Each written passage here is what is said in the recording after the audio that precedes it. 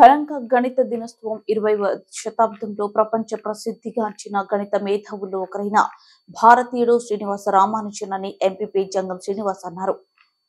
Algebra, geometry లాంటి వాటిని సులువుగా పరిష్కరించడమే కాకుండా గణిత మేధావులకు సవాల్ విసిరారు అని అన్నారు. మెదక్ జిల్లా పెద్ద శంకరంపేట కేంద్రంలోని శ్రీ సంస్కార్ విద్యాలయంలో నిర్వహించిన జాతీయ గణిత దినోత్సవ సందర్భంగా పిల్లలు చేసిన ప్రదర్శనలను తిలకించి వారిని అభినందించారు. సంస్కార్ విద్యాలయంలో గత 20 ఏళ్ల నుండి రామానుజన్ జన్మదిన సందర్భంగా గణిత దినోత్సవం జరపడం గొప్ప విషయమని అన్నారు. గణిత శాస్త్రానికి సంబంధించిన సిద్ధాంతాలను రూపొందించడానికి ప్రపంచ గణిత మేధావులు ఇబ్బంది పడుతుంటే రామానుజన్ ఎలాంటి పుస్తకాల సహాయం లేకుండా అలాగోగా పరిష్కరించారన్నారు. ఈ కార్యక్రమంలో ఎంపీపీ జంగం శ్రీనివాస్, సర్పంచ్ సత్యనారాయణ, వైస్ ఎంపీపీ లక్ష్మీ రమేష్, ఎంపీటీసీలు వీణా, సుభాష్ గౌడ్, స్వప్న, రాజేష్ దేశపాండే, వీరప్ప, ఆచార్జీ, ప్రిన్సిపాల్ సీతారామరావు దేశపాండే విద్యార్థులు పాల్గొన్నారు. టీచర్ ఈరోజు మనం ఫార్ములా చెప్తే నా ఫార్ములా మర్చిపోతాం. ఎగ్జామ్లో తీరా కూర్చుంటే ఫార్ములా గుర్తురాదు, అవునా కదమ్మా? కానీ ఆయన టీచర్లకు చెప్పిండు. టీచర్లు అంతా చెప్పినాక అప్పుడు అడుగుతున్నాడు, రామానుజన్కి అడుగుతున్నాడు, ఇది కరెక్ట్ నా, ఇంకేమైనా ఫార్ములతో తక్కువ చేస్తావా, ఇంకా తక్కువ సమయంలో చేసేది ఉందని అడుగుతున్నారట. ఒక ఇవి అంటే పెద్ద ఇట్లా చేసుకుంటాడు, కూడిక ప్లస్ మైనస్ ఇట్లా చేసుకుంటూ వస్తారు. బోర్డు పెద్దగా అయిపోతుండే, బోర్డు నిండు అదే నిండుతుంది మొత్తం తీసుకురా కంప్లీట్ చేయాలంటే మ్యాథ్స్.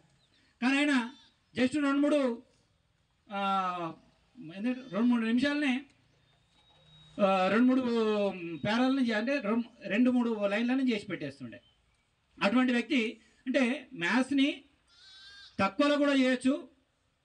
అదే కూడా ఏదో కూడుకుంటా పెద్దగా ఫార్ములా కాకుండా చిన్న సమయంలో కూడా చేసే ఆయన వ్యక్తి సమయాన్ని వృధా కాకుండా చిన్న నాలెడ్జ్తోని, ఆయనకున్న నాలెడ్జ్తోని మన ప్రపంచానికి, మన దేశానికే కాకుండా ప్రపంచాలు కూడా మనం పిలిపించుకొని ఈయన నాలెడ్జ్ని ఉపయోగించుకున్నారు. కాబట్టి ఈరోజు మనకందరికీ ఆదర్శప్రాయంగా నిలిచిండు.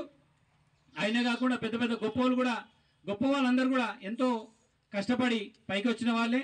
వాళ్ళని ఆదర్శంగా తీసుకొని మీరు కూడా మీ చిన్నాళ్ళకి చెప్పేది ఏంటంటే, మీరు కూడా మనిషి తలుచుకుంటే ప్రపంచంలో దేన్నైనా సాధిస్తాడు.